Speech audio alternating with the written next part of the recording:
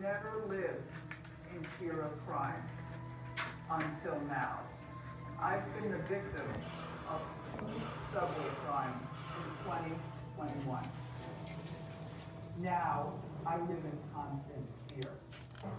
When Mayor de Blasio not only supported defunding the police, but undermining the police, that's when a turning point came for me. I'm not giving up on my city, nor should you. It's worth fighting for. Join me in ending 8 years of Democratic rule and come to the Republican Party.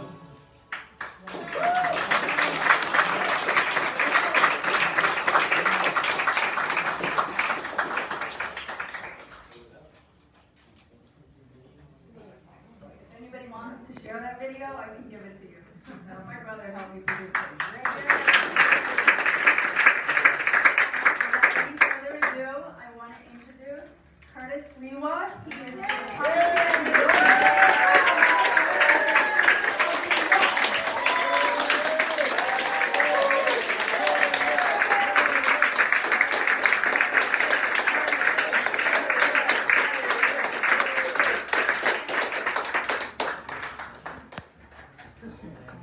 Been a busy day today in Queens. Almost all of the day. Started out early in the morning in Woodside at the Queens Ledger and all the newspapers, community newspapers they run. Robert Hornak was with me in that meeting, and it was interesting that the editorial staff and the writers early on came to the conclusion that the Republicans were their own worst enemy in the borough of Queens. Asked me, why is it that Republican leadership challenges so many of your fellow Republicans and knocks them off the ballot? And that sort of gave me an opportunity to really unwind. It reminds me when I was first running in the primary, and there were 3 of us who were opting to be mayor of the city of New York on the Republican line. First, there was a woman who started long before I did, and my opponent, Sarah Tershwell from Wall Street. She had raised more money than the both of us combined, and she had certain skill levels that should have made her a credible candidate. And then, of course, it was my adversary, supported by the Queens County machine, Fernando Mateo. And I was the last candidate to announce in March. And naturally, even though some of the counties had already signaled who they were going to support, they were trying to sort of stack the deck so it would be 5-zip against me, Fernando by 5, Curtis Sliwa 0. Staten Island said, no, we're not going that way. We're endorsing Curtis Sliwa. And it was quickly followed by very contentious meetings in the Brooklyn GOP. But the bridge united both sides. And it was Staten Island and Brooklyn versus Queens, the Bronx, and Manhattan. But, to their credit, each of the adversarial counties gave me an opportunity to come out and style and profile and hopefully get their endorsement. Manhattan GOP did. I had two appearances for them. It was like Ted Mack in the original Amateur Hour. I could just look in their faces and say, I could light myself on fire with a pail of gasoline now, and these people would not have empathy or sympathy for me. I was dead on arrival. Then I remember walking into the ground floor headquarters in the Bronx where I started the Guardian Angels back in 1979.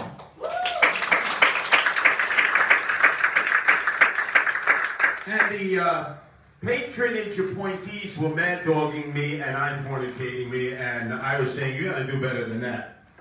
But they didn't give me any play.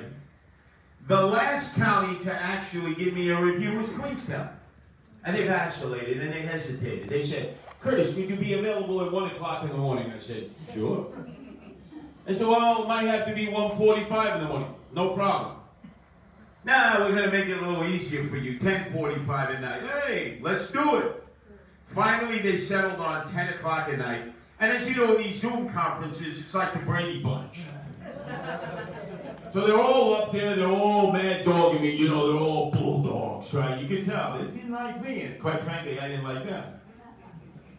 And so they're asking me questions and saying, now, Curtis, before we take it any further, and the lead inquisitors were Joanne Areola and the Haggerty boys, although one Haggerty was there, the other Haggerty was, I know, there, but not showing his ufacha. And they started the litmus test. They said, before we go any further, if you're aligned with any of the following groups that we mentioned, you're persona non grata. Do you have any relationship with Margaret Wagner and Philip McManus out in the Rockaways, the Irish Riviera, Breezy Point, Broad Channel? Yeah, I do. Ooh. Curtis, that's not. With Whitestone Republicans, Vicky Palladino and Robert Hornak, I said, oh yeah, in fact, that was the first group that I actually spoke at.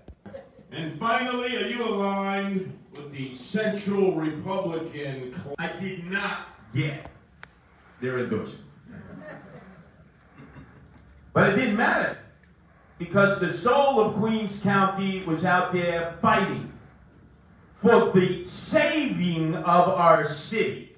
And that's what has united Republicans, Independents, and moderate Democrats, all in the 5 boroughs, wherever it is that I have campaigned. People's interest to improve, don't move. Just as you saw in that woman's video, who had originally been a Democrat, converted to the Republican cause, she said, I'm going to fight for what I know is right. She's going to improve, not move. That's the whole basis of my campaign. Because there are a lot of people who want all of you out of here for their own separate personal means. Within the Republican Party itself, they don't want you. You're insurgents. How dare any of you think you could run for public office without being anointed by them? Well, guess what? Curtis Sliwa, as the mayoral candidate, who beat their candidate, Fernando Mateo, who whipped him by 70-30. I'm there for the people. I'm not there for the politicians. I trust people, not politicians.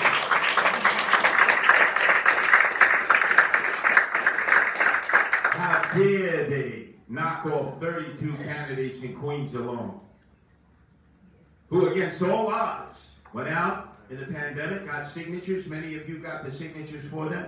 Should have been entitled, given an opportunity to vote. If I have it my way, you should not have to gather up any signatures.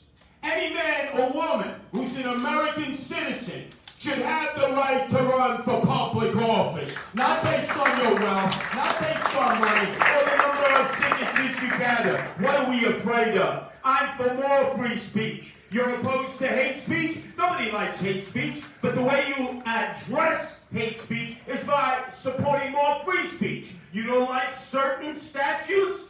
Maybe I don't like certain statutes. The remedy is build more statutes. Don't inhibit on people. Don't begin to repress them. Don't begin to deny them an opportunity, the most sacred in America, to run for public office, to be what should be a selfless servant.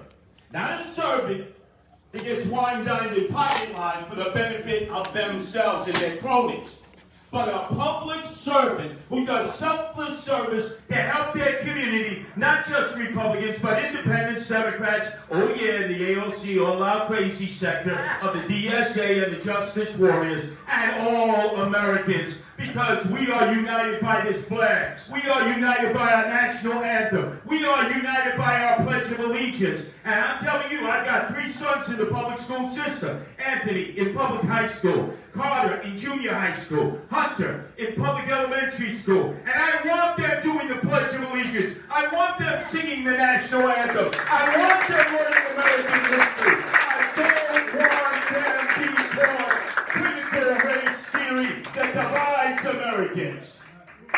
This is a battle for the soul of our city.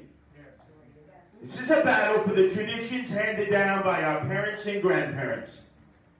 Both of my parents, Chester, Polish-American, my mother Francesca, Italian-American, are buried in a nearby cemetery in Queens. I don't ever want to disgrace their memory and all that they did for me and my sisters and so many other nameless, faceless people.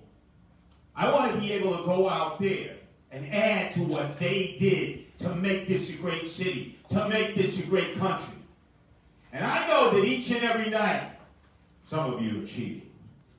Admit it. You're on that computer into the wee hours of the morning. Fort Myers is talking to you. Boca Raton, the sixth borough of the city of New York. Savannah, Georgia. All right? Come on. Raleigh, North Carolina. South Carolina, Virginia, Texas, Tennessee. Many of you, you've got one leg, one arm out the door. Don't lie. And I'm not going to be like this man, Comrade Bill de Blasio, the part-time mayor, the dope from Park Slope, who spends half of his life on the back porch of Gracie Mansion doing pump pass, Maui Wowie, and Hindu Kush with his wife, Charlene McRae. I'm going to ask, where's the money? Who roam the streets, the parks, and the subways, the emotionally disturbed, men and women who are in need of care. Where's the money? $1.25 billion they ripped off us, the taxpayers. They claim they're progressive. They have progressively, single-handedly destroyed this city that we love. And I am not going to forgive, and I am not going to forget. And then we saw Andrew Evil Eyes Cuomo, right? Remember me, all the years that I was on WABC radio. What did I say? Andrew, ascendere, tu siu provino sfaci. And like your father Mario, you are.